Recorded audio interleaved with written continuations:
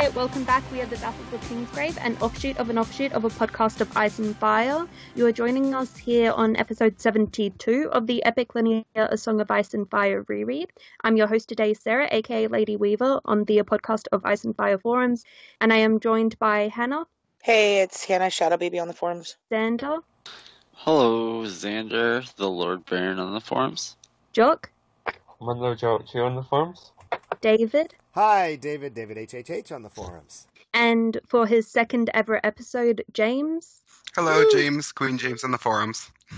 And special bonus, at least for a little bit, we have Adam. Also known as Drowned Snow on the forums. Under the sea, people record and stuff. Ho ho. Yes, thank you, Adam. I know. Even in a cameo, he's funny. Perfect. Okay, so in today's episode, we are covering the events from the 1st and 2nd of March 300. So that's Arya 1 of Feast for Crows, Tyrion 3 of Dance, and Sam 2 of Feast. This episode has spoilers for the A Song of Ice and Fire series by George R.R. Martin, including the Winds of Wind sample chapters, but not the HBO show A Game of Thrones. And all of the ideas presented are those of the individual and not of VOC as a whole. And unfortunately, we haven't succeeded in implementing our hive mind technology yet. But we will, don't worry. Now, we're doing Arya 1, and the last time we saw Arya was back in A Storm of Swords, and that was actually on the 31st of January, so a month before this chapter, and this chapter takes place on the 1st of March. Okay, so take it away, Hannah. Okay, we catch up with our wild and woolly Wolfette as she sails on the Titan's daughter toward Bravos. She laments that she never ends up at her intended destination. Perhaps she should be trying to book passage to King's Landing, then maybe she'd end up at home. While the ship's crew and captain are respectful and for once not abusive to her, they still will not take her to the wall to seek out her sole surviving brother, John, and they don't really get too friendly with her either. Only the captain's son, Denyu, really shows much interest. We have some recapping of her Storm storylines. Arya manages to acquire yet another alias, Salty, because they picked her up in salt pans, and picks up some bits of Bravosi. As they head toward the Titan of Bravos, the Wolf Girl recalls old Nan's stories of how the people of the anti-slave city feed the Titan high-born girls. She recalls that Sansa was stupidly intimidated by this anecdote. She asks the captain's son, Denyu, if the Titan is their god, and learns, rather, that all gods are worshipped there, but they are all superseded by the many-faced god. Arya rattles off her list, thinking that perhaps the many-faced god is the god who can answer her prayers. She has only 6 names left now. With Joffrey dead, she got the tickler herself, and she'd left the hound for dead for sure. But she does give pause to the thought that it was merciless of her to leave him without giving him the gift of death. She beholds the colossal Titan and refuses to be afraid. When the ship slides into port, the captain bids her to take leave in a boat. He does not want her to stay while the customs officers crawl over the ship for upwards of half a day. She privately wishes to stay aboard, imagines life as Salty, the sailor girl, but she knows it's out of the question. The captain, Tenesiu Taharis, sends her away with Valadohiris, and says she hopes she will remember him. Moving through the massive waterwayed city, she notes how magnificent Bravos is and how it dwarfs the glory of King's Landing. The captain's other son delivers her at the House of Black and White. She bangs frustratedly on the ebony and weirwood door. It does not budge until she shows her iron coin, and it swings ghostily in. Once inside, she finds smells of home, pine, stew, mixed with the sounds of water. There are altars of all manner of gods. There's a man sitting beside a pool that is the centerpiece of Long Hall. He is trying to suck water from his fingers. She realizes he's thirsty and helps get him a cup of water. He looks at her and says, Valar Mogulis, and she replies, Valar Doharis. As he stumbles away to an alcove with a bed, she is shocked to see his belly bleeding from a stab wound. He goes to lie down and die, and she scans the room to see many people permanently sleeping. A black and white clad girl approaches her with an old man similarly robed. He questions her, "What is your name? What is your quest?" She tells about Jacques and Agar, and the name is not recognized. Even though she lies several times about her name, she is not thrown off any cliffs, but is forced to reveal her true name. The man pulls back his cowl, and his gross, decaying face is revealed. Arya, being brave and stubborn, is not repulsed, does not try to flee. She gives him the kiss he asks for and tries to eat the maggot crawling from his eyelid socket. He transforms into a beautiful enchantress and places a powerful spell upon the prince and the castle. Oh no, wait. I'm sorry, that's a different fairy tale. He transforms into a very kind-looking old man. The kindly man is in impressed tones, laughs, and tells her that no one's ever tried to eat his worm before. She's passed the test. He asks, "Are you hungry?" And she replies, "Yes, but not for food." Yep. Wonderful, Hannah. Thank you. Do you have any points you'd like to start us off with? One of my biggest just standout things that I'm not sure I ever really noticed before is the captain gesturing to her when they depart, and he's like, "I hope you'll remember me," and repeats his name to her. And then, of course, we learn later why, but I never for a second really connected the two until just now. And then just kind of had like meandering thought when they were still on the ship of, I wonder, since these people seem to be like decent folks that she's with, it just makes me wonder if they've ever like had any run-ins with Davos or know him maybe. And it's not something I think we need an answer to. I just think it'd be cheeky. Like, with the captain, actually, all of the sailors that speak to her tend to shower her with gifts and say their names to her until she repeats it back. Right. And the older captain's son does that as well when he drops her off at the House of Black and White. Right. And I never thought back on it. Even like all the rereading of this I've done, because I've never covered this chapter before. I don't think it ever really like dawned on me why they were doing that until just now. So I think that's it's cool how some things don't show up really in your foreground of thought until you analyze them this way. I did have one other sort of psychological thing that came to my mind with her. It bothers me sometimes when everyone's saying like she's gone and become like a full psychopath, and I just don't think that about her. And I know it's a weird issue with her being so young and being a part of such a violent story arc, but it occurred to me that her being so young might be one of the reasons she's survived this long, because she's in that weird, pre-tween age where everything's stupid. Like, oh, you're scared? That's stupid. I'm not going to be scared. That's stupid. And that attitude's kind of been a shield for her. It's been a bit of armor that has helped pull her through, where I think a softer person or someone... she's not stupid, but she's not smart enough to always be as cautious as she should be. But then she doesn't have fear with that. And I think that in some instances, it's definitely helped save her life. Right. And as well, with her age, if she was older, she would pose more of a threat. But because she is so young, people don't take her seriously. Right. Like, look at Harry. She really goes unnoticed, in a lot of Harry situations. And I mean, let's face it, if she hadn't gone on full-on psychopath, she definitely... what are the odds she would have survived all that she's been through? I mean, should she have gone as far as she did? Well, we can debate that. But, I mean, if she hadn't at least gone part way, she'd be dead by now. I mean, any normal child of her age would completely be dead right now. And if she had been older and in some of the situations she was in surrounding Harrenhal, I think she would have been raped for sure, but perhaps not being quite butted helped her stay a little bit out of the eyesight of some predators. I mean, and being younger, so she doesn't look, because you don't really start looking like either gender until you reach puberty, and because she hasn't reached it yet, boys and girls still look very, very similar. So that would help her, because a lot of the time she pretends to be a boy.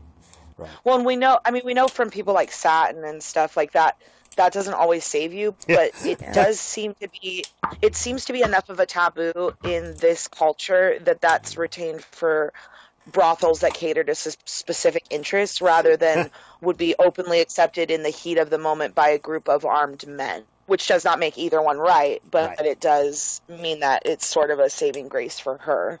when she says at the beginning that she's trying to in her mind pretend that she's heading home rather than to Bravos, and then she scolds herself for it for being stupid for thinking that, like, that's so sad. And her like trying to, God, I wish I could just, she tries to convince them to take them up to Eastwatch so that she can maybe get to Jon at the Wall. It's like, oh, poor Arya. Yeah. Well, like, she doesn't really think about her mom a lot, and she doesn't really think about her other brothers a lot, and anytime that she thinks about Sansa, she's scolding Sansa. She's like, Sansa's so stupid. And I feel like that's also a defense mechanism she's using, whether she knows it or not, to just be able to move on in a way. Yeah. And as well, if she did think about her mum or her brothers that are dead or a dad, like, a lot, and wasn't trying to move on from it, I think she'd dwell in it too much, and she might possibly sink into depression, or her grief would overwhelm her and she wouldn't be able to function properly. Right, she wouldn't be fighting, at least. Yeah, whereas being as quick as she can. Yeah, whereas if she doesn't think about it at least as much, and with Sansa, she might always think about her and mocks her a bit, but is that so she doesn't try to find her? Or is that because she's angry about Sansa and blames her for her dad's death? Or is it just she's trying to survive and can't think about that's it? what I think it is. I think it's like she can put Bran and Rickon more just away from her mind, and even her mom, because they've had distance, you know? Like, she didn't see them for a long time before they were killed. And she was really young when they left, but she was with Sansa for a lot. She was with her dad for a lot, and I think it's probably, she's shared a lot of the atrocities. She has Sansa as a co-victim, so she can't have them brought up in her mind without thinking of Sansa. But in order to not have that pain internalized, she's got to put a wedge between her and Sansa. And it's like the best gift that Yoren ever gave her was that list, because instead of repeatedly dwelling on why she has the list, she just focuses all of it on the list itself. She never says the names and go, because you did this. It's just the name. Although, you notice she's down to only 6 names left. Yeah, but is her just dwelling on the names necessarily a good thing? Because, I mean, I don't think it's necessarily a good or a bad thing. I just think it's like a natural manifestation of horrific, brutal trauma with no one to guide you through it, she has no safety and no mooring from this storm of grief and guilt and terror. So I think it's just, you can go two ways. You can shut up and you can, lock emotions away, go catatonic. You can become more of a victim, or you can become part of the violence and control it. And Arya's personality just happens to be the latter. Yeah. And none of it's healthy, certainly. I would say, speaking of lists, one thing I was curious about here was when she takes the new name Salty, how many names is this for her? Like, is there any character in this show that said... Well, no, I actually looked it up. It's actually her 13th. If you count the little ones. So I looked it up in the Westeros wiki.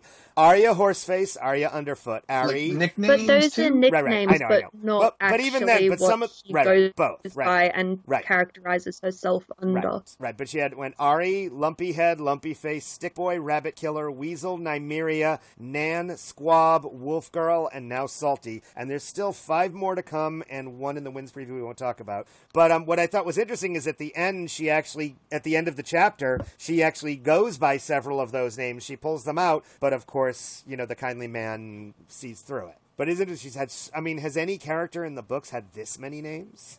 According to Wiki of Ice and Fire, is actually 19. Oh, well, yeah, but has any other character been basically on the run since halfway through the first book? Right. But I said 13 so far, but there are 6 more, yes.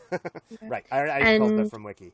With every situation, she picks up a new name, and she also makes a new personality to fit that situation, which I honestly think she's already starting to lose herself. Exactly. Because earlier in this chapter, when she's thinking about the Titan of Bravos, she thought about the story an old man told her, and it was that a giant as tall as a mountain, and whenever Bravos stood in danger, he would wake with a fire in his eyes, his rocky limbs grinding and groaning as he waded out into the sea to smash his enemies. The Bravossi feed him on the pink flesh. Wait, okay. The Bravossi feed him on the pink flesh of little highborn girls. Nan would end, and Sansa would give a stupid squeak. And she's already disassociating herself from her actual identity as Arya Stark of Winterfell. And in her head, she's just thinking that, oh no, I'm just salty, and salty is not highborn. It doesn't matter. He won't eat me. Right. Yeah, well, that's what I think the most interesting thing is, that her these identities she takes on, she kind of does them at random at first. She sort of just makes them up really quickly. And then there's not a lot attached to them. And as she goes on, I think she gets more elaborate with them. And she kind of plans more ahead and comes up with the backstory more and starts to lose herself more in them. And then she even kind of goes back to some of her past identities when she tries to pull them up and, adds a bit more into it. Which is, I guess partially a survival mechanism to be convincing, for one. Right. But it's also easy to get lost in the fiction. It distracts you. If you think about it, isn't that the perfect setup for one of the Faceless Men? I mean, isn't that exactly what she's supposed to do in that job? So actually, on some level, she's been setting herself up perfectly for this role. No, but that's probably why Jack and Hagar gave her the coin, because her like 3 wishes were all to kill people or harm them, to do stuff and help other people, really. And he would have known that she's already going under an aliases this whole time, which sets her up perfectly. But with all of the aliases, I wonder whether it's not so much acting, but whether she is, I think what I said earlier, disassociating herself from it, and whether she's starting to create separate personalities and has, like, what is it? Dissociative personality disorder? Yeah, something like that. Somewhere in between the two, I think, Yeah, because she in her own mind is thinking of herself as those separate individuals, not as this person playing a role.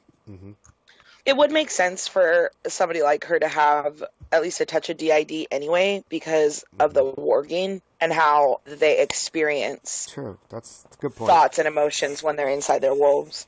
Yeah. Good point. It would make sense. Well, but for her, it's basically just the wolf dreams, though.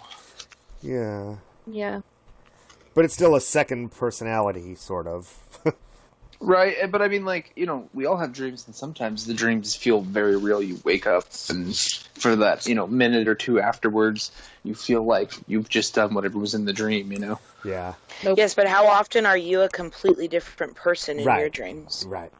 Often. And thinking of yourself third party, not as like yourself. an animal eating flesh, not so much. Yeah, I don't know.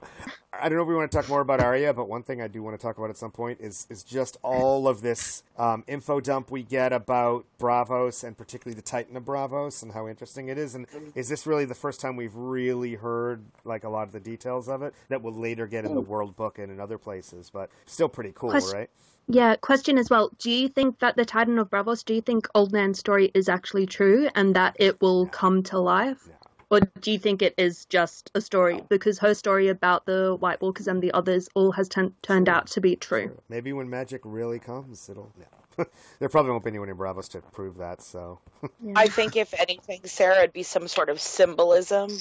Yeah, or whether there was actually a giant. That would be cool. Like the stone dragons. Right. No, I want to talk about the stone dragons later on when we get to Sam, by the way. Right. Okay. And you know what's interesting is, if you look in all the history, both in this chapter and other places in the books, and even in the World Book, we don't really get any sense of how old the Titan is. Like, we know it's old, it's been there a while, but I mean, has it been 50 years, 200, 1,000, 5,000? Did aliens build it? Probably. Right. I mean, we don't know. And if you think about it, even logically speaking, I mean...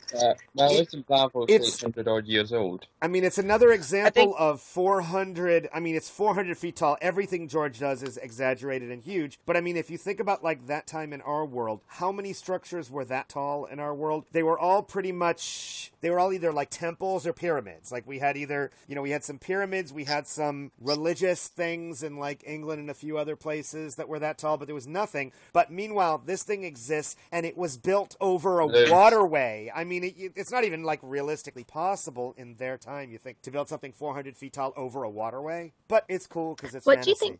Do you think it was carved from, because it's made out of the same rock it's standing on. Well, do you think there was originally that rock there and they right. carved it out of that? The thighs were, Or but the rest of it, was the turned thighs to probably stone by were. magic. Right. The thighs Well, It's were, a real giant. Yeah, there you go. Yes. A real giant died. Probably more like Rushmore style. They just cut it over years and years and years and years. But I mean, I Yeah. don't think it was originally 400 feet tall. I mean, I feel like the legs were just carved into the mountain and then they like added to the top of it. But how is that even possible over a waterway 400 feet tall? That just seems really, really dangerous. Well, so, yeah, I mean, it's Colossus of Rhodes, which is what I'm guessing this is based on, Right. is over a waterway, Is it but completely- it's only like 108 Right. feet Exactly. Exactly. Yeah. George is pretty Or bad was. with like He likes to- measuring things. Like if you asked him how tall he was, he's like, "Oh, I'm probably like 8 feet tall, right around there, average height." Yeah. I mean, he even admits that the wall was way bigger than it ever should have logically been, and he does that with everything. But I just thought this was a good example of that kind of thing, of George going, yeah, it's fantasy, so if it would be 100 feet tall, let's make it 400. Yeah, sure.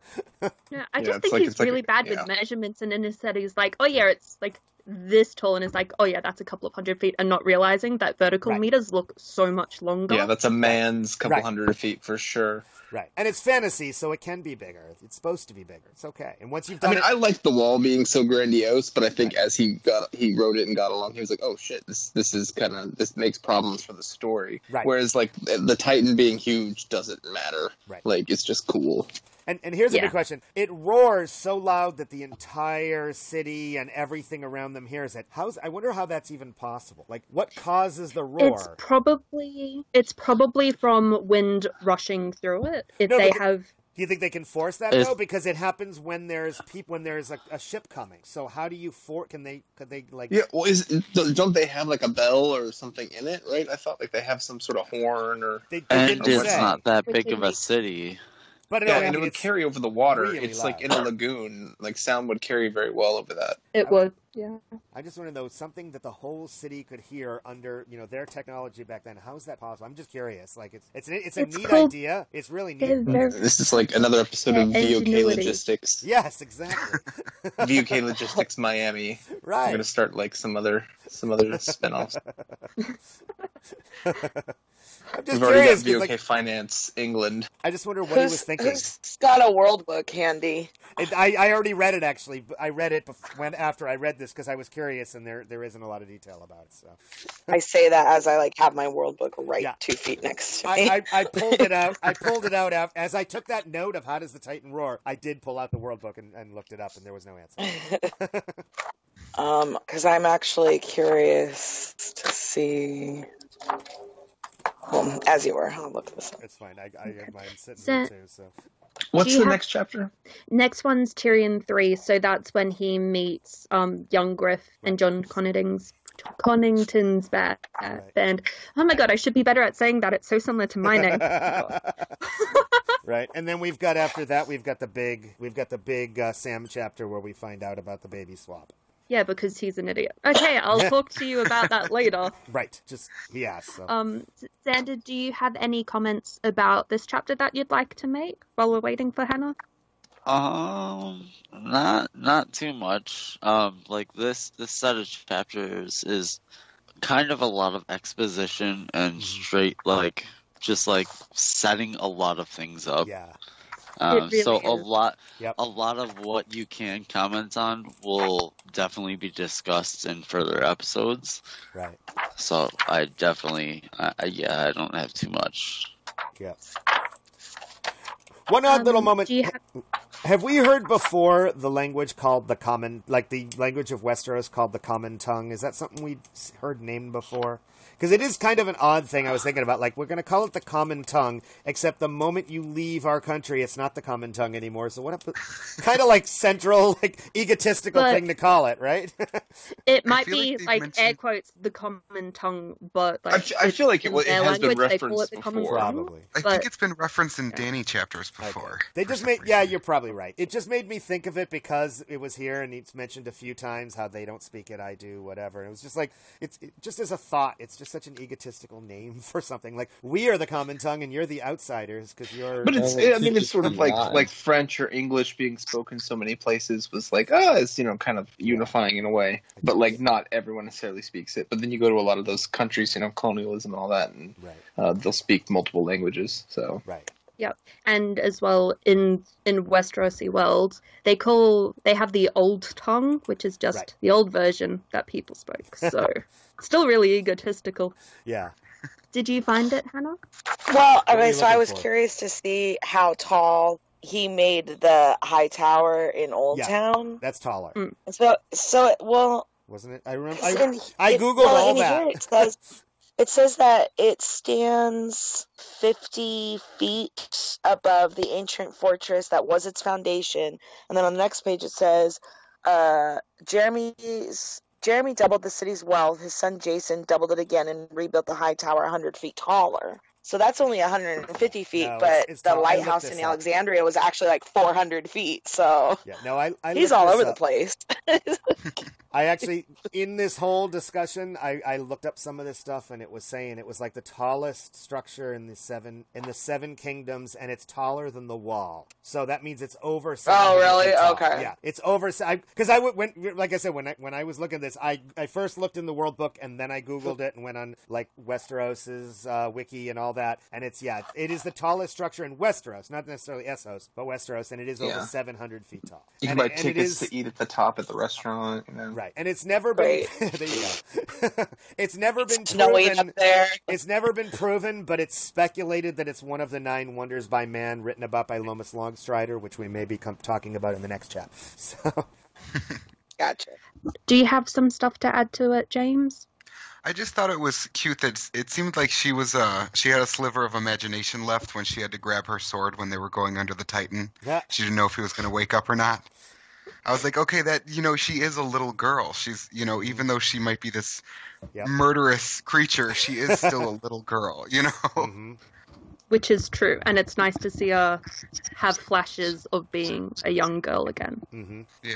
And also, why do you think when she was talking about Old Nan and Maester Luwin, she included Sansa in the people that are probably dead?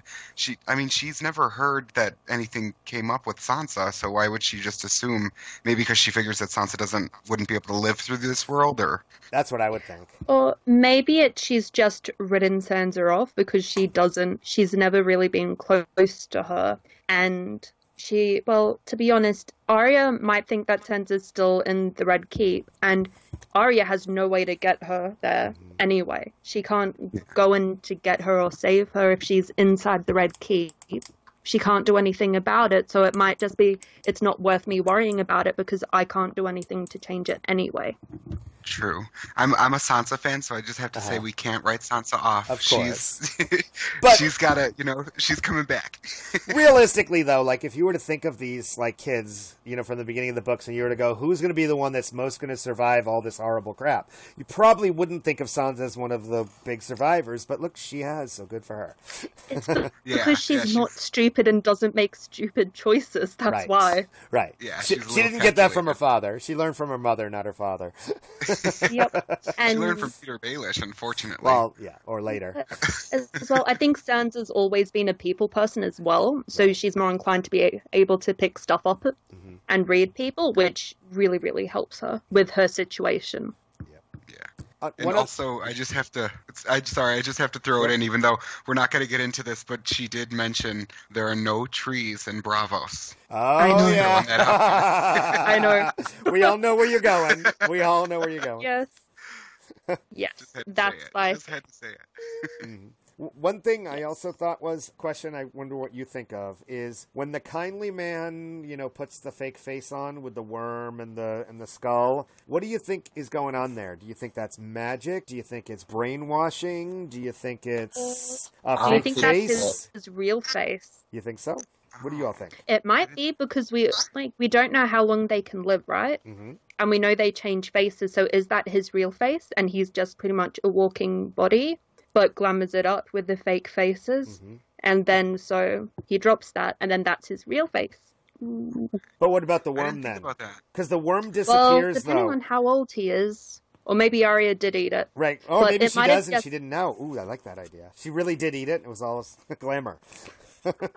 I thought that the skull on his face was just kind of like a glamour. Right. But maybe it's the other way around. I like that idea. Did you get a little like labyrinth with the whole worm eating like right there?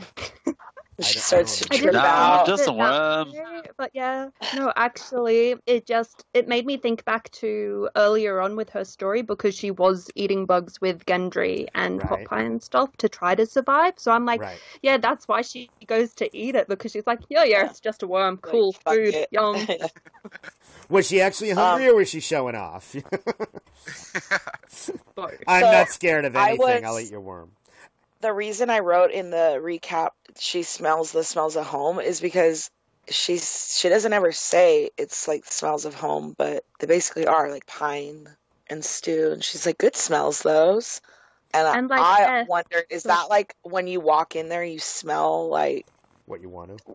What do you want to? Yeah, kind of, or like, do you see what you want to see? Is there some sort of like Does it opium smell like mist? do you think it smells like what comforts you most? There you go. Yeah, like something like I that. would think and then it's so. magic. I would think you would smell what your vision of home is. Like, whatever smell it is that is most comfortable to you and you feel the most safe in, that is what you would smell. And that's why she smells essentially Winterfell. So can you glamour the sense of smell? Maybe. It's magic. Who knows? Of course, then again comes the question of, would you want them to feel comfortable at home when the whole point is we want you to be no one?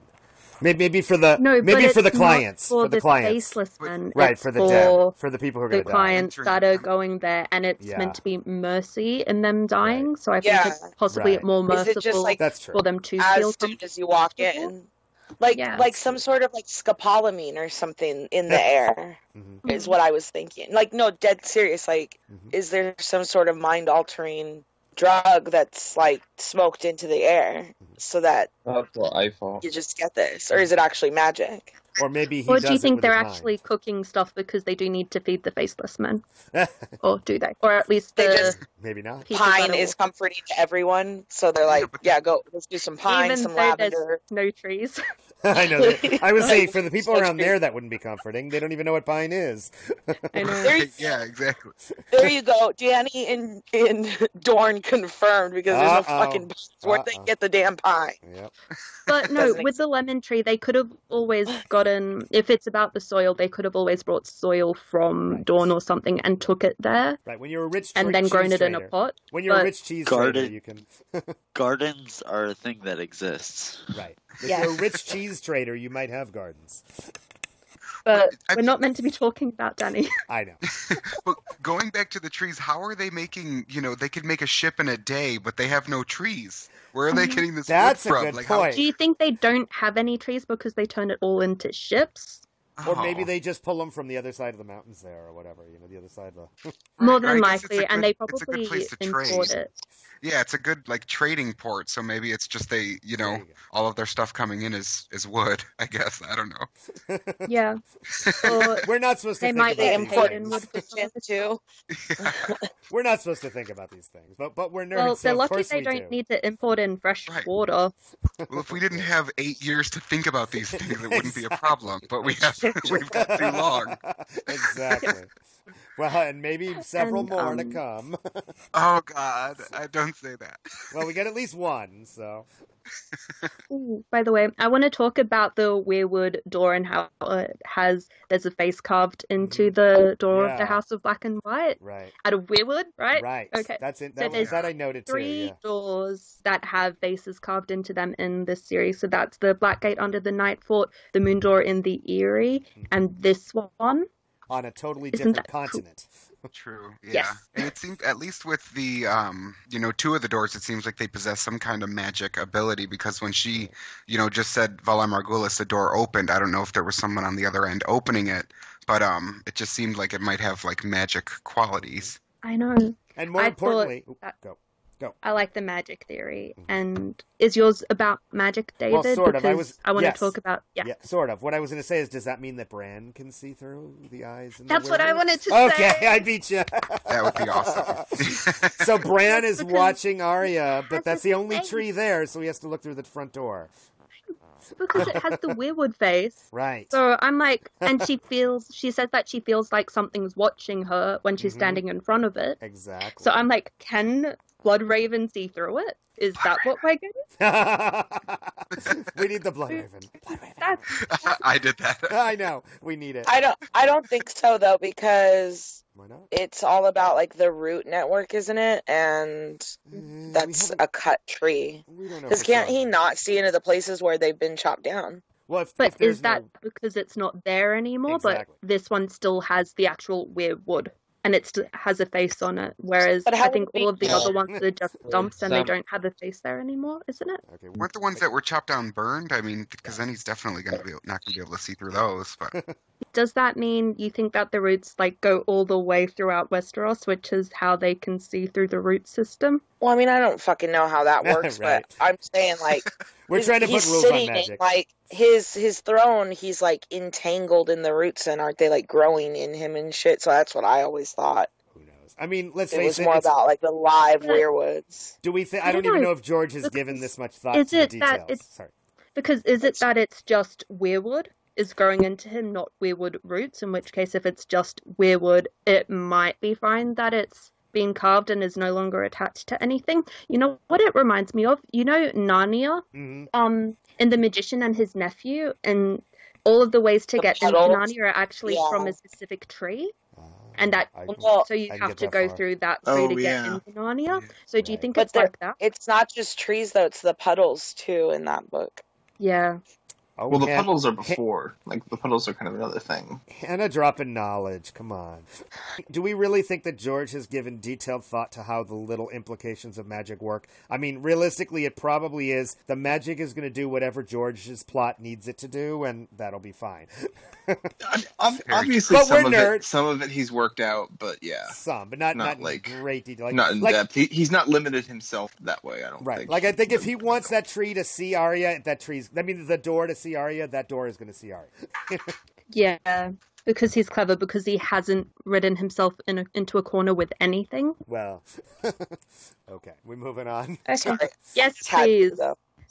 So next up we have Tyrion 3, and this chapter takes place on the 1st of March as well, so the same day as the last one.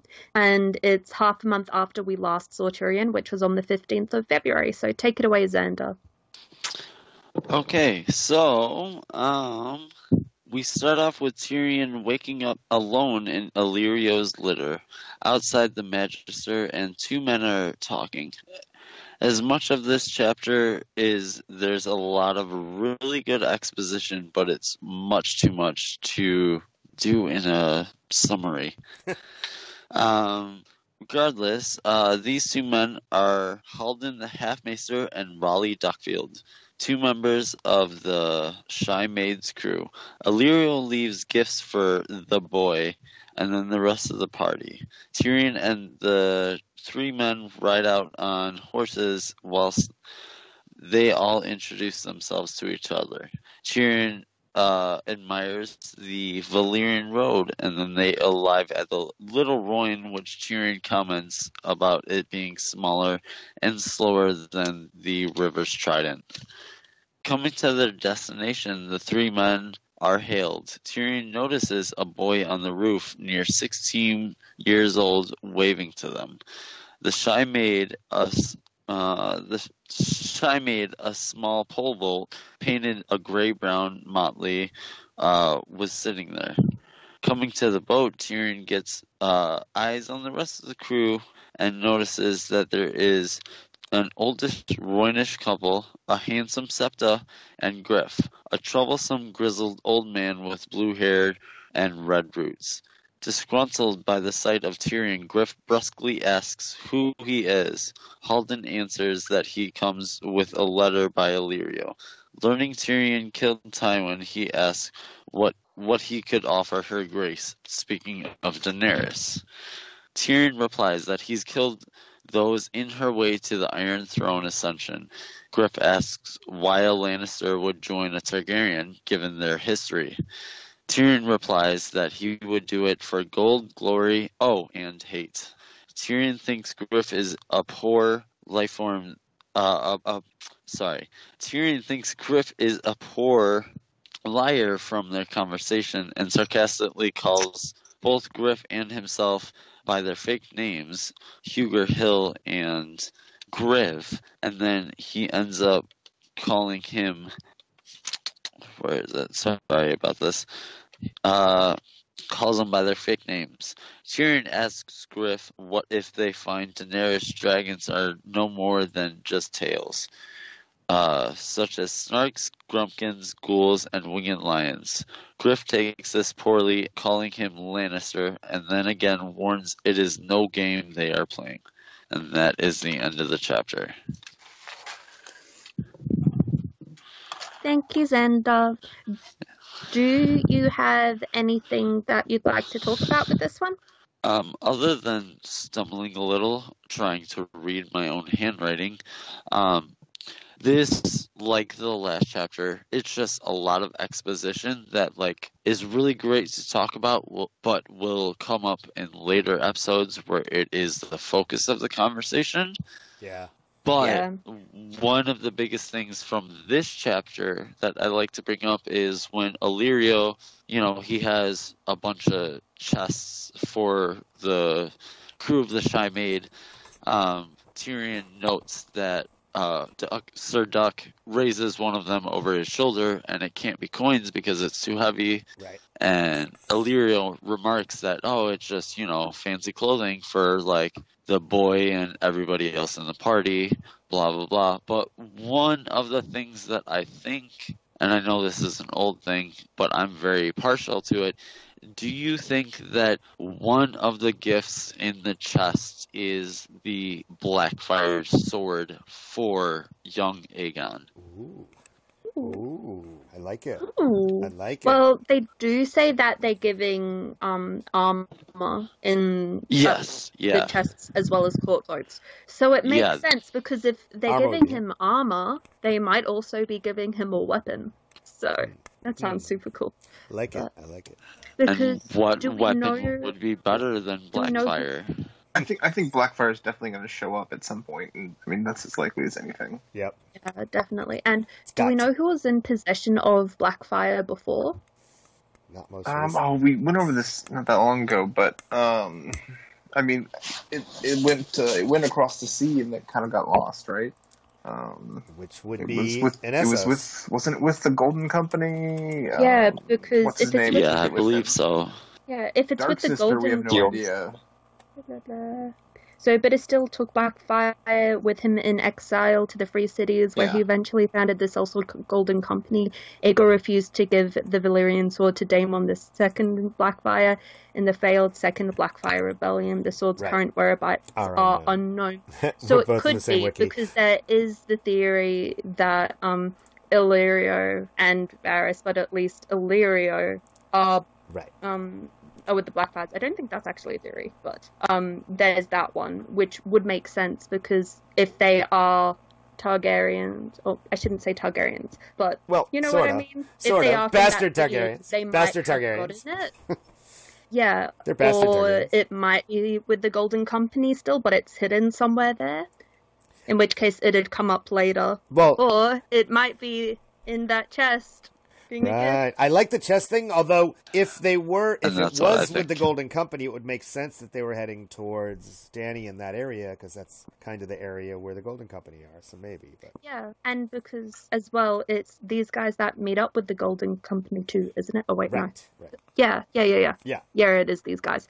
So it makes sense, because if they don't have Blackfire, the Golden Company might, and they might pick it up there. Mm-hmm. It's I like it, Xander. I like it. I do. One interesting thing, I think, reading these two chapters in a row, even though they're, in two different books written years apart, is how we get so much world building in both of these chapters. And I think in both cases, a part of it is because not much actually happens. Although in Sam's case, particularly, well, actually Sam's later, so we're not saying. In both these cases, they're really set up. So I think that's why he takes the time to throw in that world building he likes. Because, we had all the world building around the Titan and Bravos and all that, and now we're getting a lot of little hints. We get some of the stuff around the Dance of the Dragons. We get talk of Rhaenyra's she-dragon Syrax, and all sorts of other stuff. Lomas Longstrider. We get so much world building in both Westeros and Essos in this chapter, and I wonder how much of that is because, let's face it, Tyrion doesn't have a lot to do, so we're kind of stalling. I don't know, but either way, or if it's just George having excitement and this is the stuff he wants to talk about, so let's do it. I think so, and it's also possibly because he's not getting edited down, and he's not controlling himself, and he's like, oh yeah, I'll just write however much of this chapter about this stuff from history. Mm-hmm. Yeah, we don't. You didn't see my side eye, but I did a side eye, and I'm like, George. Right. But in saying that, I really enjoy it. Mm-hmm. But it's more like, this is why your books are so big, man. Right. But you could tell he was really dying to tell the story of the Dance of the Dragons and that stuff, and he's trying to fit it in where he can, and then eventually he gets to do the world book where he ends up going off for hundreds of pages that end up becoming 2 novellas and a new spin-off book and all that. So, he really wants to tell this story, you can tell, right? Yeah, and with this, Bina actually has a comment about the world building in this chapter, and she says that Tyrion remains observant and smart here, and she also says that we get the lovely backstory about Uncle Tyrion, but she hates seeing Tyrion start to revel in his reputation. Mm-hmm. And even thinking about selling Jaime out. Right. And she believes that Tyrion still loves Jaime. Right. He even says, I'm going to kill him next. Him and Cersei next, so. Thing is, though, Tyrion said the last time he saw him at the end of A Storm of Swords, didn't he say, if I ever see you again, I'll kill you? Right. So. Yes. So yeah, he's just keeping with that. Yeah. So it's not overly strange to hear that again. Mm-hmm. Especially because it is so soon after that happened. One of the things I really liked in here was a little bit when he starts to talk a little bit about the Lomas Longstrider and when they walk across the Valyrian road, that's one of the 9 wonders made by man, and how he mentions that he's actually living his childhood dream of traveling the world and seeing these wonders that he read about in the books, but didn't quite go the way he hoped it would go. Yeah. It's a nice little irony there that he's getting his dream, but be careful what you wish for. The way that George wrote it with at the very end of the Grumpkin, Snark, Schools, and Ghosts line, he did, winged pigs, ... winged lions. I think that, Tyrion probably somehow knows that Griff is who Griff is, but how would he know that just based off of, the way that he carries himself and the fact that he can read, and I just don't understand how intuitive he is to know that. Because he knows who John Connington is. Mm. I don't feel like he knows. I feel like that was more foreshadowing for us than Tyrion. Probably, but he knows. I think he might know something's up with Illyrio and who they're going to see. I think it's more he knows that something's happening, but not necessarily what is happening. Which even the first time you read, you kind of get that sense something's going on. But I had no clue what was going on here. But you could tell there's something up here. This chapter and a lot of this I didn't put into my summary because it was just way too much exposition to try to fit in it. But I think that Tyrion very much understands what's going on. He may not know who young Griff is, but he has an idea that he's something special.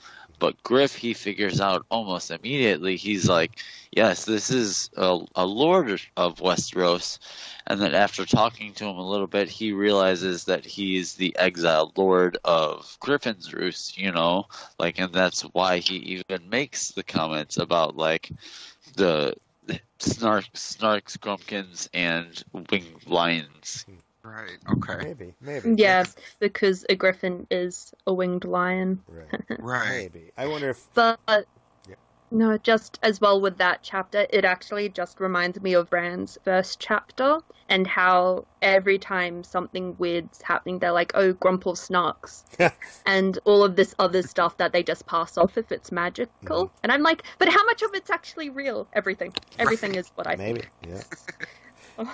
Speaking of magical, sort of, did you notice a little mention of grayscale with a little foreshadowing of what's going to happen with the Stone Men and Shroyane? And Yep. that's And something else I wanted to bring up. Just Tyrion thinks that was it's something that fears him. The Grey Shroud kissing him, so getting grayscale is something he's really scared of. exactly, and again, more things that I wanted to bring up, but will be more substantial conversations for when it actually comes up. But yeah, even more, just more foreshadowing for that sort of thing. And of course, we get more mentions of how shitty a father Tywin was. Every time he thinks back, like to his past and his history, Tywin was just being a total prick to him.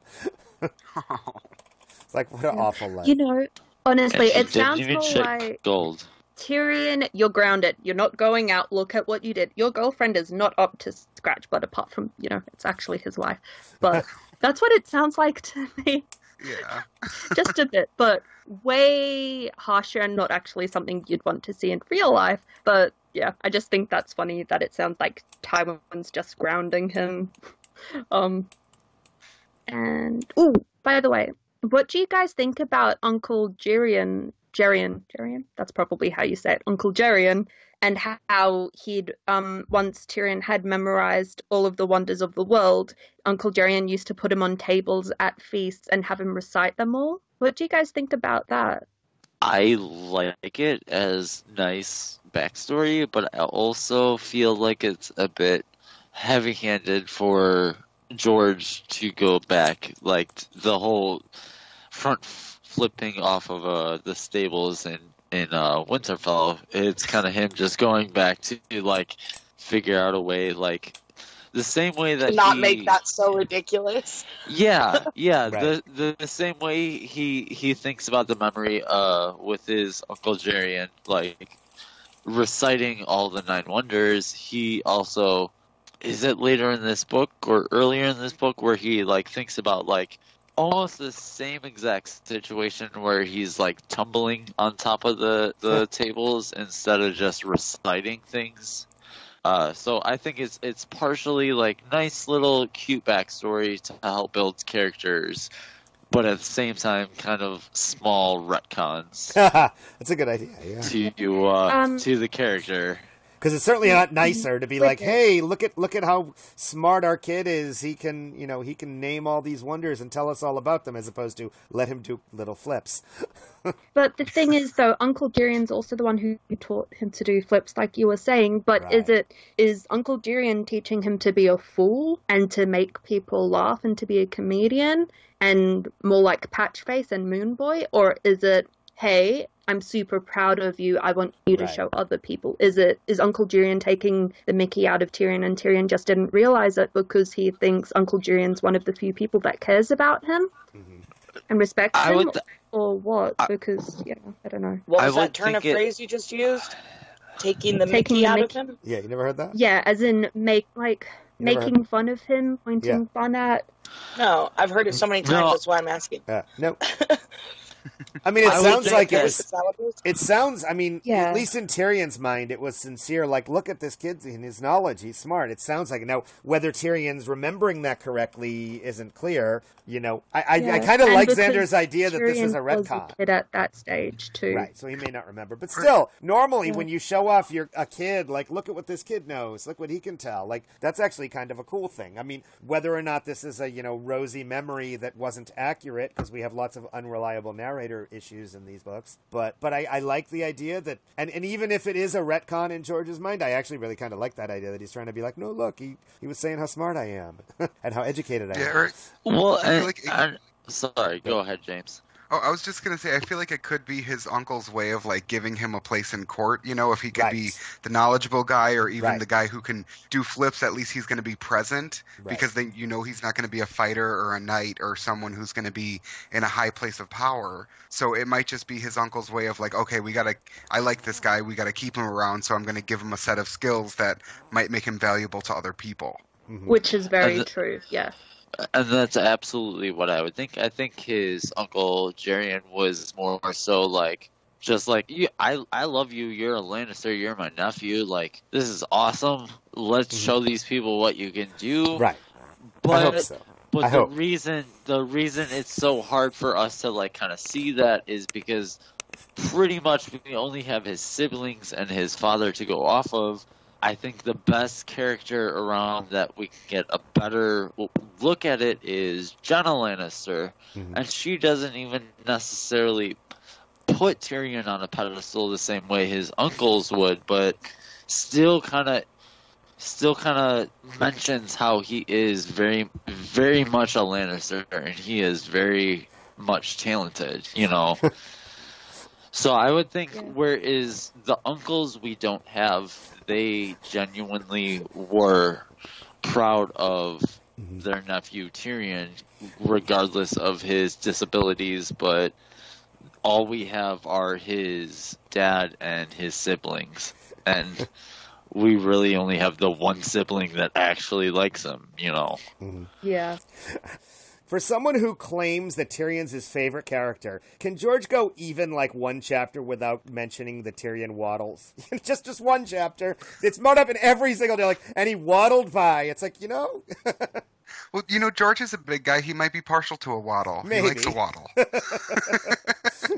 Every time I notice it, it's like, do you really have to say this all the time? Like, we got it. He's short, he waddles. We got it. Can we move on? Oh, I love him. And of course, we do get yet another Where Do Whores Go reference, because that's all we're getting for the next long time. So speaking of Jerian, am I the only one that thinks that he didn't disappear, but that Tywin killed him? Because Jerian was also more fun-loving and did stupid things, or not stupid, but like flips and stuff. He also had like a bastard daughter with like a whore or something. And just like the embarrassment to the family. I don't remember that. Jamie mentions it at one point. Her name's Hill something. Because in this chapter, Tyrion is remarking. Joy Hill, isn't it? Yeah, Joy Hill. See, I didn't know that, because in this chapter, when Tyrion is 15, about to turn 16, he's talking about how he wants to, you know, do a tour of the free cities like his uncles did, and Tywin remarks that he won't, because he could have trusted his brothers to not bring shame to the name because they didn't marry a whore, like something along those lines is what he said to Tyrion. And then that's when he gave him charge of the drains in Casterly Rock. The sewers, it might not have been a whore, but it was definitely not like a lady or anything. Like, his daughter was like a bastard. See, that's weird, because I don't remember that. Oh, man, I gotta look that up. Jamie says something about it. I think it's like in Storm or something. But because even without that, I mean, Jerian's just so different, and he was like one of the favorites of their dad and stuff. It just seems like a Tywin thing to do, to be like, because supposedly he never comes home, and then Tywin sends men out to find him, and they trace his progress back to Volantis, and then, you know, then he disappeared. And I just always thought it was like... Yeah, and as well, supposedly his men left, half of Jerian's crew left him because he was planning to sail into the Smoking Sea. Yeah, I mean, it's a fine enough story. It could be true, but it just makes me... I wouldn't put it past Tywin, that's all. And I don't think that it's of any importance by any means, but it's just another feather in like the evil megalomaniac control freak cap of Tywin that I could totally see happening. Yep. Yeah. Like, isn't there a theory that Jerian is the Shrouded Lord? I don't know that one. Oh, maybe. I don't know. No, I for sure have seen that. Yeah. Yeah, Tyrion being the Shrouded Lord. That would be so interesting because we have Tyrion and the Shrouded Lord both mentioned in this chapter. Oh. And Tyrion's being like, oh yeah, no, I'm so scared of it. I don't want grayscale. And Right. if it is his uncle that he loves, that'd be super cool. See, I'm more of the mindset, even if we'll never learn it, that Tyrion did eventually go to Valyria, and he found Bright Roar, and he found a Valyrian suit of armor, There you go. and Euron Oh, killed no. him, Oh, no. took Yeah. his There you things, go. and he is going to show up with Bright Roar in his Valyrian armor at some point and wins. See, and I feel more like he never made it out of Old Town, just his ship did. Like, I wouldn't put it past. Or Tyrion. whether they killed him on the way and just tossed his body overboard because you can't prove it then. Right. Very true. And if it's a Lannister crew, they'd be loyal to Tywin more than Tyrion. Yeah. Yeah. Because as well, I really, I wouldn't put it past Tywin because he's all about family legacy. And, even the name of Tyrion's ship was the Laughing Lion. That was the name of his ship. I cannot see Tywin being okay with that. That's a good point. That's a good point. Yeah, that is. Yeah, but Tywin is all about family, so it's more like, would he do it? Or would he just threaten to do it? He absolutely would, I think. That his wife did, basically, too. Yeah. And Tyrion becomes their dad's favorite, and then, no. You just see a lot of resentment there, like a repeating pattern of resentment with Tywin. It's always fun listening to theories forming on the fly. Wait, do you guys think that Tywin dislikes Tyrion so much because of his more silly aspects then? Not just being a dwarf? Because if it's more like, this is what my father was like, this is what my father enjoyed, I don't want to be my father. And so he's very against that and doesn't want his children to be anything like that. All of the above. I was going to say, with Tywin, it's all the above. Yeah, I think his biggest issue is onefold, that he is a dwarf and is just silly and an asshole. But I think the biggest issue Tywin has is that he killed Joanna when he was born because she died in childbirth. But the thing is, it's like, this is my problem with Cersei and sort of Tywin too, if that's why he hates Tyrion. It's more like, that is not his fault. Yeah, but no, it's not. It's not time, his and fault, if you guys can't get over it, with Joanna, it's not only did he kill her, and that's how he looks at it, but also he's not even worthy enough then to have he's been not worth dying for. You know, he's if Jaime had come out, if Jaime had come out of Joanna and killed her, at least this would have been worthy. You know, she gave birth to a great warrior and all that. But at the same time, wouldn't have been ever affectionate to the child. I don't think he ever really is with his kids anyway. Right. But I don't think that he would have actively rooted against him or tried to. But hate is rarely logical. Remember, though, hate is rarely logical. So we can say, would he have? I mean, he's found a million reasons to hate Tyrion, and then you can also get into the whole theory of, is it not even his? And regardless of any of those, they all compound in his head and into this whole, Tyrion is the epitome of everything he hates. He took his wife, the one joy in his life. Whether it's his fault or not doesn't really matter. Whether or not there was any dalliances with the Mad King, just it's a reminder of it, even if people think it or question it, that's a reminder. He's a dwarf, which, is huge. It makes him look bad or whatever he wants to think. And it's all of that stuff just compounding into a big mess of hate that's never going to be logical, and it doesn't matter, because once you hate, you hate. Yeah, very true, David. And he's all pride, so anything that knocks his pride at all he's going to hate, and in every single one of those ways, Tyrion knocks his pride down. Yeah, fair enough. Very, very true. Do we want to talk about the letter that Illyrio sent for John Connington? John Connington. Jesus, I can't say his name. Right. For He doesn't let John him read. Connington about Tyrion. Do you think that what John is actually telling Tyrion is all that's in it, or do you think he's lying about it because John burns it straight after he reads it? Right. So he can be lying about it. Mhm. Like, I think there's majorly. definitely has to I be think- more in the letter. Yeah, no, I I think think so he's too. definitely lying about it. I don't know. Yeah, like I think there Like- must be a lot more in that letter, which is because Tyrion asks to read it. And if it's just about Tyrion, it'd be like, oh yeah, here you go, rather than burning it straight away. Yeah. I think Tyrion and Connington are immediately playing their own personal game of Savas. They are. They are, though, because they're both trying, I guess they're both trying to one-up each other a little bit.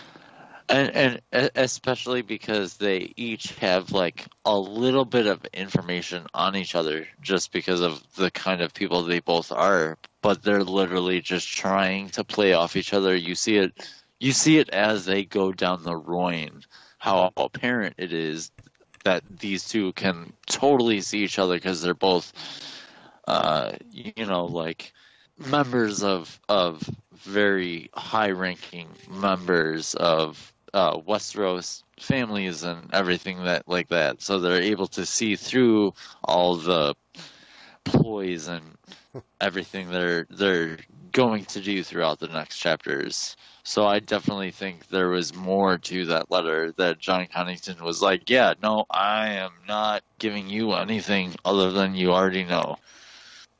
I can agree with that.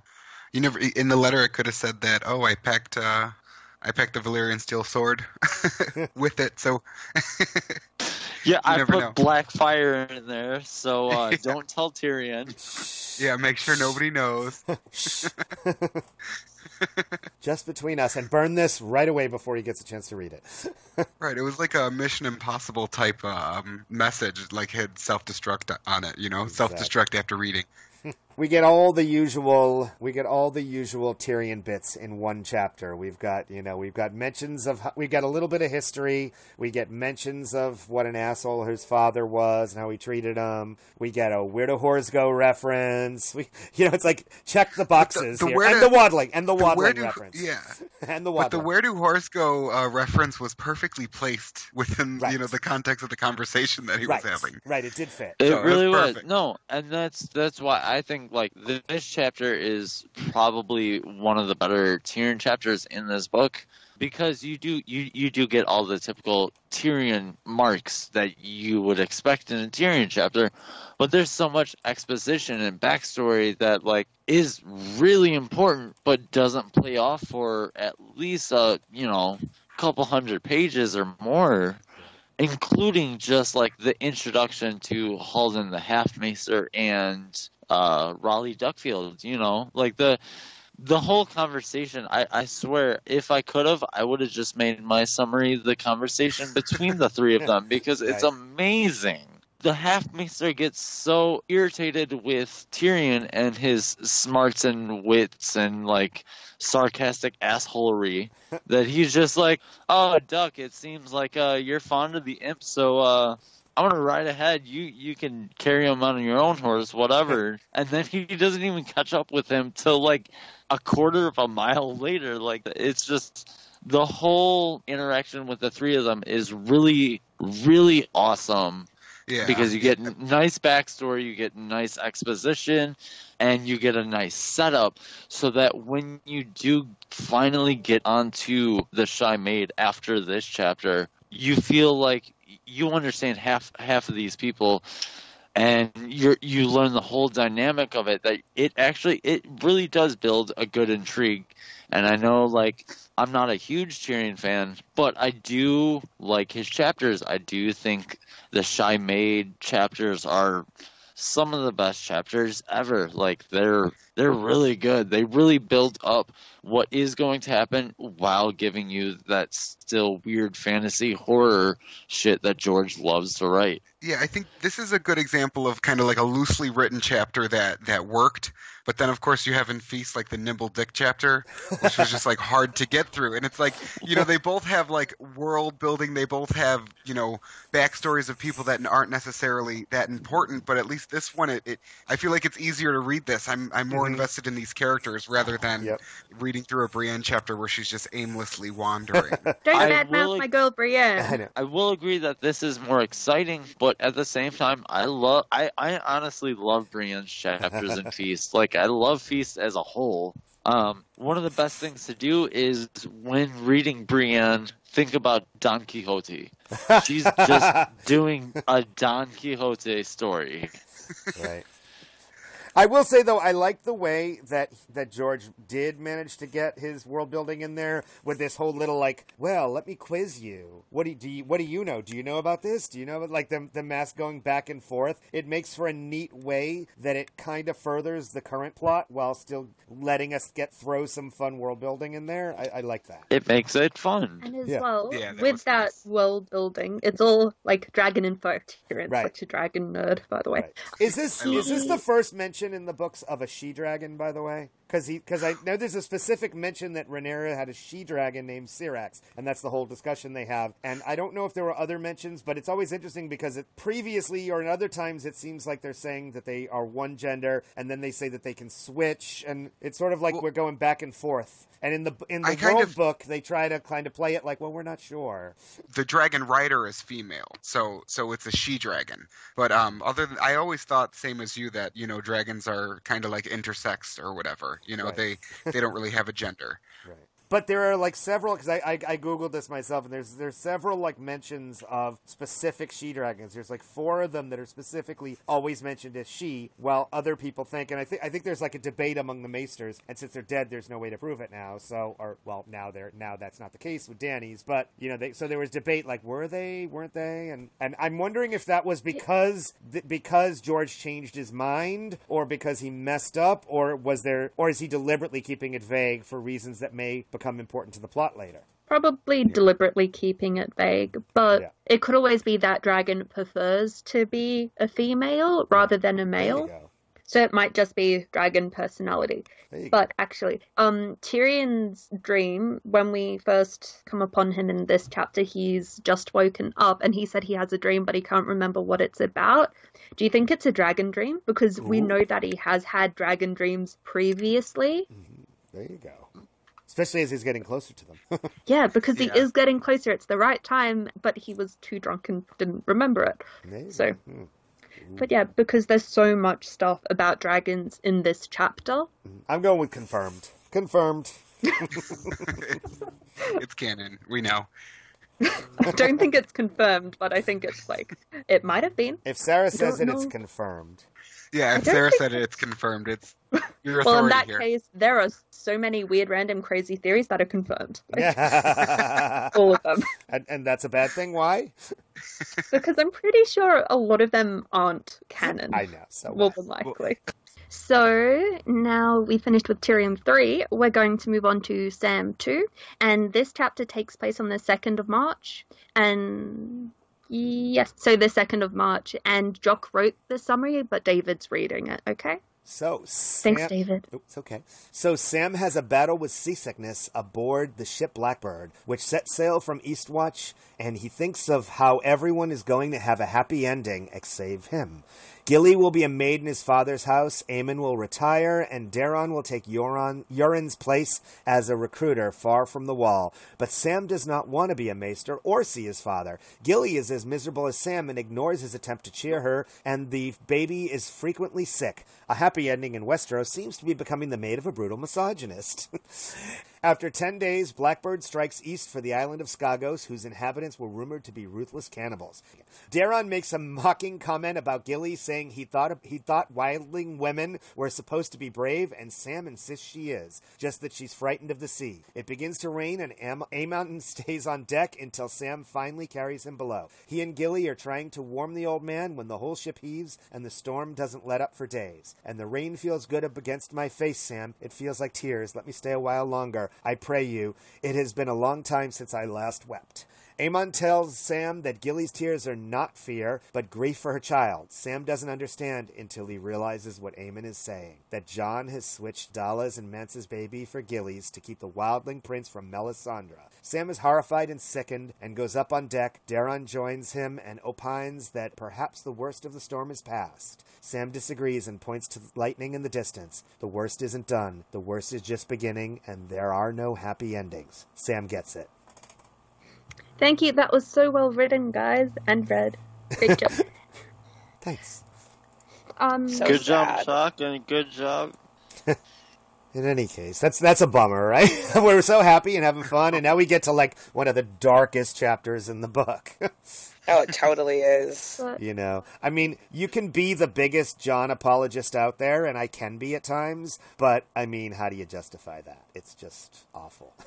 I mean, I get it, but Right. still. I mean, can you justify it? Is it for the greater good? I don't even know. I mean, it's messed up. I mean, Gilly, you know. Like, the thing is, I can understand why he did it, and if after they've left and he knows they've gotten out of thingy, he tells the people, and it's just like, guess what? But He's gone. Haha. He's still separating a mother and child, and Gilly's baby is only 3 months old, Right. and they'll probably never be reunited ever. Right. I mean, we can hope. It's not like he sent both of them away, which would Right. be preferable, like so much better. Right. Yeah, but he wouldn't have been able to keep up that ruse. I mean, I agree with it in the sense that doing what he did, one of them has a chance to survive.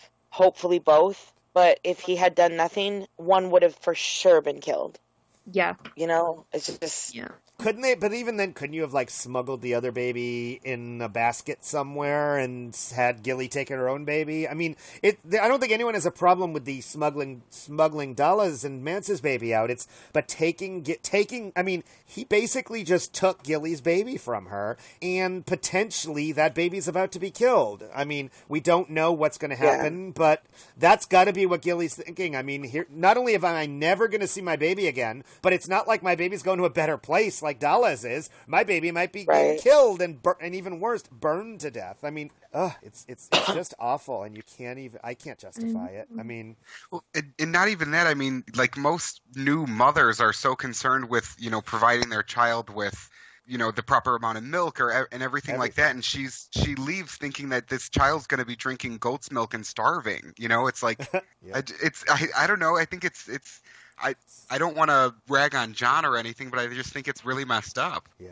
I think he was too concerned with, the bigger picture rather than, hey, what's better for everyone involved. Or even more, he was too concerned about Mance, but didn't give a crap about Gilly and her baby. I mean, Yeah. right? Isn't that really what happened here? I mean, and now It Sam, is, who's his and- best friend, like it's fucked. No, I mean, with I was- Gilly's kid as well, no one's actually really going to be taking proper care of them, and they are going to be messed up. I'm sorry, but because the first 2 years of life is where you develop all of your attachments, and based on that is how you interact with other people going forward, and they are probably going to have, I forget the name of it, it starts with D. Reactive attachment disorder. I think so. Sorry, I'm just Googling it because I forget. Resistant attachment. Is it resistant? No, I don't think it is. It starts definitely. Reactive attachment disorder. I knew a child that had that, actually. She was adopted. Yeah.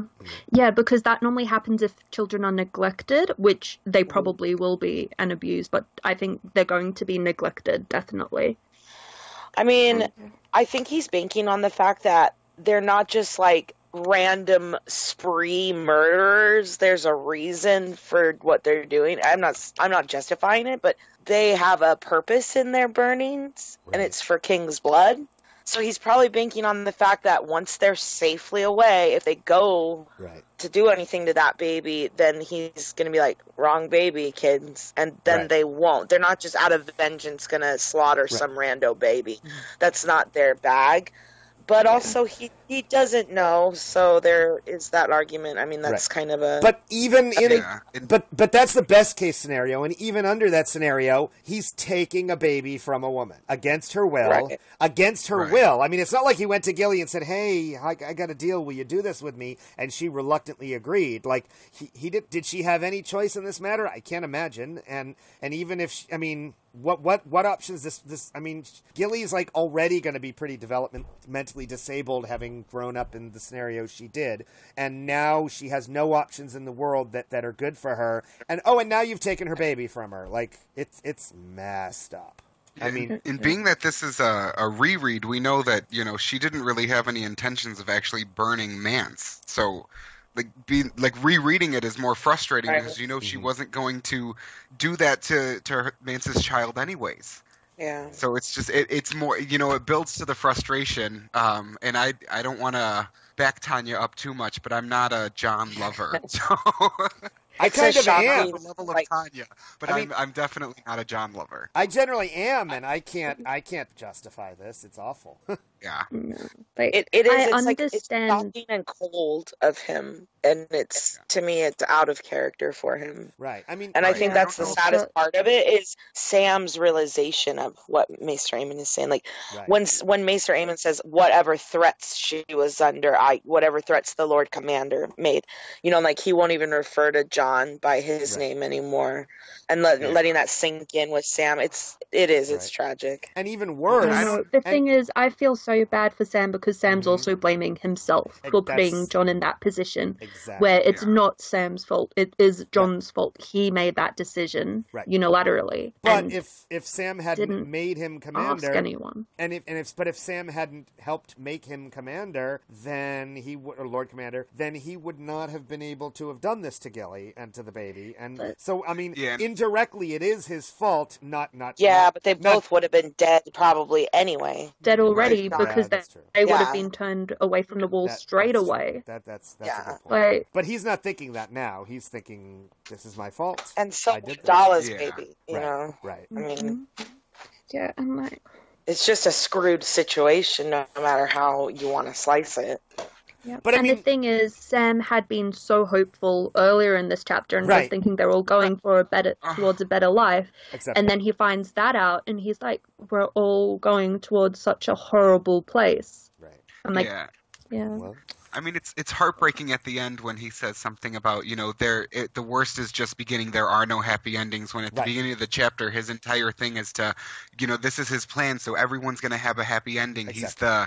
He's the guy that's going to come and solve everything. And it just, he kind of just got completely shut down on that. Right. He's like, I'm going to save the day. For everyone, this is turning out to be a horrible trip. Right. Because Aemon dies. Exactly. Daron turns on them, gets killed. Gilly and Dalla's baby. Right. It's like all around bad.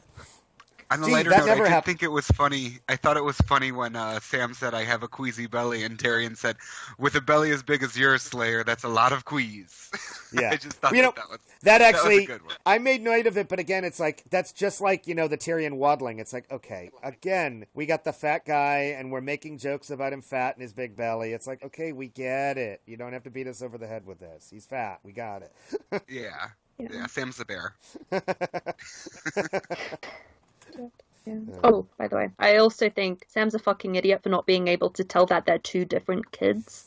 Because babies are not identical. Yes, some of them look like potatoes and look kind of similar, but you can tell, and they are from different parents, and they probably look very different because... Yeah, but Dalla how much has of a a very good look different... has he ever gotten at that kid if it's constantly swaddled for being in the frozen tundra? Right. I mean, he's also a man in medieval times. They're probably not spending a lot of time snuggling with the baby and paying attention. So he may have never even gotten a good look at the baby, Well, and I agree with what Sarah was saying, but there's a part in the chapter where it seems like he tries to look at the baby, and Gilly Sure. kind of shies him away from that, Oh, and yeah. she So- pulls him away. So I don't think he's ever actually really had a chance to hold the child or anything like Or that. at So I least don't know if this he's baby. right. Yeah, well, I mean, the only time he would have really gotten a good look at the face of it being exposed to the cold would probably be while it was breastfeeding, and he wouldn't be staring at it while it was breastfeeding. That's not a Right, Sam thing, I don't Yeah. think. No, it's not. Yeah. Well, and I also felt bad. I mean, just for Gilly having to think that she has to clean that up when the baby was having diarrhea on the furs. I just know that my dogs have had diarrhea on, on things that look like fur, and that is hell to get Right. that out. So I feel Right. bad for Gilly having to clean that up. And to clean someone else's baby's Oh God, yeah. Not even her baby. Like, at least it's your dog, your baby. It's one thing. This isn't even Yeah. hers, and she's got to. Yeah. Here's a question I have, though. Do you think that John really did want Sam to be a maester, or was that just the excuse to get Gilly and Mance's baby and Aemon out of there? I think it was a way to kill two birds with one stone. He knows that he has to get Aemon out of there. He knows that he has to get Gilly and the baby out of there. And then why not just get the plus that Sam is going to become a maester one day. So I think it was just kind of like a trifecta of chance kind of thing. Yeah, but If- he could have always just sent to the Citadel for Yeah, I a think new it's a maester little to be sent more. up Right. because it means they don't have Sam there for probably an extended period of time, which is stupid because he knows more about everything else than anyone else who is there at the moment. And because there is a very long training period of years. Right. You're saying that you're not going to have a maester for that long a period? Right. It's ridiculous. That's why I was wondering incredibly silly. Yeah, I think more so the fact that he knew that he had to get Aemon out of there. He knew that he had to get the child out of there, and then who better to do it but than the one person that he trusts the most, Sam. Yeah, I can see sending Sam to do that. I can see that, and I understand it, especially if he's getting Gilly to go and work in Sam's parents' house. Right. That Yeah. it makes sense to send Sam. But isn't it But- shitty not to tell him? That's your plan? Like, hey... Yeah. That's the shitty Yeah, and part of it. it's If- shitty to send if him off he- on a years-long mission. I mean, he's not going to come back for years and years. Right. So And the thing is, you supposedly trust Sam with everything, which is why you're sending him on this mission, yet you don't trust him To to tell tell him. him, hey, like, Exactly. so you know Yeah. this is what's actually happening. Don't tell anyone, that sort of stuff. Right? yeah, that could have been George's way of just getting us 214 chapters into, or pages into it Yeah. before dropping that bomb. Maybe, yeah. It may have not been That's a a good John decision, more of a George decision. That's Yeah. somewhat valid, yeah. But, I do think, Sam looking at Aemon and thinking, oh, you're going to have a nice, happy retirement in Old Town among your peers. It is so sad. It's like, oh. And then, and then Aemon mentioning Dunk again. Like, oh, remember Dunk escorting him to the wall and having those memories there? It's like, By the way, I have a theory about his amnesia. Okay, Uh-huh. so it's actually after they pass Skagos that Maester Aemon starts to lose his memory, and that's he gets rained on that night, and then he leaves. Okay, so my theory with Maester Aemon is that he starts to lose his memory right after they've passed Skagos, after he's rained on all night that time. So I just thought I saw a lizard outside. I didn't. So with it. And that night he says he hasn't cried in ages, which is why he wants to stay out in the rain. Do you think that Bloodraven has been keeping Aemon senile and a hip young maester more than the wall? Because it'd still be cold there and he's staying outside on the deck the whole time. So do you think it's more his proximity to Bloodraven more than the temperature that's keeping him senile? That makes sense to me now that you've said it. I never thought of it, but now that you said it, it seems right. Because I mean, I don't know. I work in healthcare. I don't know how temperature would have anything to do with senility. With a person's capacity to remember. So that may seem accurate. Yeah, because they're traveling along the same line at least at that point. Sorry, yes, Jock? Maybe it's the other way around, like a flea of any ailments. Sorry, so Say what that do you again, think's sorry. keeping him free? He says the other way around, but I didn't know it. Maybe it's the opposite. It's the wall that's been keeping him from acquiring any of the costs of old age. That's what I was Which thinking, is actually. possible, but I guess, have we seen any people with dementia or anything like that out the wall? I don't think Not most that of I them know make it of. to that age, though. Right, exactly. They don't live that long. Yeah, right. I don't think. Yeah. But that is a neat idea. Maybe it's the wall and or Bloodraven that actually kept him from going, getting dementia and getting senile and whatever. And that, in fact, once he gets away from it, that ironically sending him away may be what did him in. Maybe Bloodraven was keeping him around, and that, in fact, he had another horrible mistake that John makes in this chapter. Or, has made. Yeah, because Bloodraven got sent north to the wall with Aemon. Right. And they are obviously close, so I don't think it would be that hard to believe that he's keeping Aemon alive, because Aemon was 35 when he was sent to the wall, and then Sam was talking to Aemon in this chapter, and he said it was 100 years ago that he was sent to the wall. Mm-hmm. So that means he'd be about 135 or around that. That's so old, and for the time period, it's insane. So I don't. Yeah. Or, now's the appropriate time to say it's all Bloodraven. Yes. Yeah, I don't know. Because I also thought that it might have been because it's on Westeros, and once he left Westeros, because passing Skagos going, but he's not he is one of the first men. He's a Valyrian, so it shouldn't matter that he's leaving Westeros. Right, since they're originally from Essos, so. Yeah, so if anything, he should be getting better. Going towards Essos. And Aemon has the one line in his dreaming waking up. He's like, "Egg, I dreamed that I was old." Aww. Oh, yeah. Which is why I think it's Bloodraven, because if Bloodraven's been in his head the whole time and then he's lost contact, it's a sudden reverse back to it, possibly. Like he thought that was the dream, or I don't know. Yeah. Or do you think Bloodraven's been in his head controlling him this whole time? Oh my god. Probably not. Ooh. Confirmed! Confirmed! And that's why he's suddenly like, oh my god, I dreamed I was old. And then he's actually been oh, crap. with dementia this whole time, but he hasn't been in control of his body. And oh my god, it was like he was a host for Bloodraven. Uh-oh. Confirmed! Tinfoil. I love Confirmed. It's massive tinfoil. But... What is a podcast for? It's not a proper podcast without at least some tinfoil, let's be honest. Yeah. I like tinfoil. No, I really like the fan theories, so. Oh yeah. Even the ones that we know are ridiculous are fun to listen to. Yeah. Right, it's nice to hold us over till we get actual answers. Yes. Then you better be working on a whole lot more theories. Well, I do have another one for this episode. Oh, here we go. Let's do it. So, my next theory is about Skagos. So, Skagos, oh my god. Skagos actually means stone in the old tongue. Mm-hmm. So, what I was thinking is the stone dragon could be on the Skagos as well. By the way, every time I hear stone dragon, I'm just thinking, the great stone dragon from Mulan. So it might actually be on Skagos as well, because if that actually means stone, it makes sense for it to be there. And with it, maybe that's also why the Skagosi have always been very isolated from everyone else, and they haven't really acclimatized into the north or migrated and don't have strong ties with other houses in the north, because they are very insulated to try to protect that secret. There we go. And maybe what we'll actually get is Rickon riding a stone dragon while John rides an ice dragon and Danny rides a regular dragon.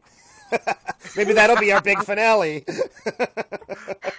We'll have all the different kinds of dragons. Confirmed. That'd be fantastic. But yeah, What I have a question. Do you guys actually believe that the Skagosi are cannibals, or because personally I think it's more them perpetuating a stereotype and creating one? That's what it feels like. Because if I they agree. send someone out to say, oh yeah, we're cannibals, that's one way to keep people away from coming in, because they say that the island next to Skagos that supposedly in ancient days they sent people to and killed all of the men there and feasted on their flesh for 2 weeks after that and took their women. Right. Whether that's just a story so that people don't come to Skagos to keep them away. Could be. Yeah, I don't necessarily think they're all cannibals. I think that it is like a horror story to keep people from going there. Right. Or maybe Yeah, just an I don't- excuse. They died of, something. They got eaten by sharks or something happened, and hey, let's blame it on cannibal. It's, could be one of those just weird legends that came up. Yeah. But then again, if all the legends are there to keep you away, wouldn't the unicorns make you want to go? It's the opposite. I want to go to see the unicorns. Like, that's not a bad thing. I want to see the unicorns. Yeah. And I just wanted to say, getting back to the stone dragon thing, what I was thinking is because, from what I understand, I think Melisandre's supposed to raise, or wake the stone dragon. And what I was thinking is, if Jon is a Targaryen and he is dead at the end of the last book, would bringing him back be technically, dead as a stone? Right. Bringing Stone him dragon. back, would She be raised waking the a stone stone And dragon. if he's like frozen solid, so it's like stone, like really hard, like a stone cold. Yeah. And almost, rigor mortis. the metaphorical, exactly, rigor mortis, like the metaphorical dragon of being, a Targaryen Right, as a yep. dragon, Oh yeah, we get it. or a Targaryen, who can, We get it. ride. Yeah, and like there's always the Shireen one because House Baratheon is descended from Targaryens anyway, and she has grayscale, so part stone. Right. Yeah. Yeah. And with Tyrion stuff in the future, he's got like and John Connington, which is the grayscale too. Mm-hmm. So there's lots of options. So George, get on it. Give us a book, please. We're thinking about this way too much. I know. One other little note, though, since we like to find parallels between these chapters, we just had Tyrion and his awful past and his awful father, and we do get a nice little awful story about Sam and Randall Tarley, where he threw Sam into a pond to learn how to swim, and he like couldn't do it forever, and he couldn't breathe, and then hated it, and then also was it someone else in the family comparing him to a pig, so he forbidded him from eating apples forever after that. Red wine, wines, because he was going to be a cupbearer for, I think, Paxter red wine, but because he was really bad at swordsmanship and wasn't a competent fighter, that was ended, and he was also meant to marry the red wine's daughter, but yeah. But it's like just another parallel of awful fathers and... and just more, these poor kids, how did they survive these awful family lives? But I also think it must have been the time period too, because it's more like freedom strong, right, sort of thing. Yeah. And that's very a Randall Tarley thing from what we see later. Him being very tough and rough and not exactly the epitome of compassion. Let's just say. Yeah, their sigil is a huntsman, so I mean they're meant just to be to be brute men. Yeah. By the way, never lasted speaking of right. No way. And speaking of huntsmen, when Sam was positive and thinking about what the baby was going to be at Hornhill when he grew up, he was thought huntsman as one of the options. So I think that's funny because I was like, haha, your house sigil, mate. Yeah. Of course, you could argue that was a little subtle. Maybe he'll think he'll be in my family, kind of. Yes. So thank you everyone for listening. The next episode will cover the events from March 7th to the 12th, and that's Arya 2 from Feast, which is where we get a Faceless Man training montage from her.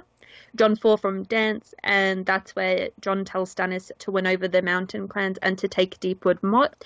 And Davos 3, my boy Davos, from Dance as well, and he's going to the Mandalese court.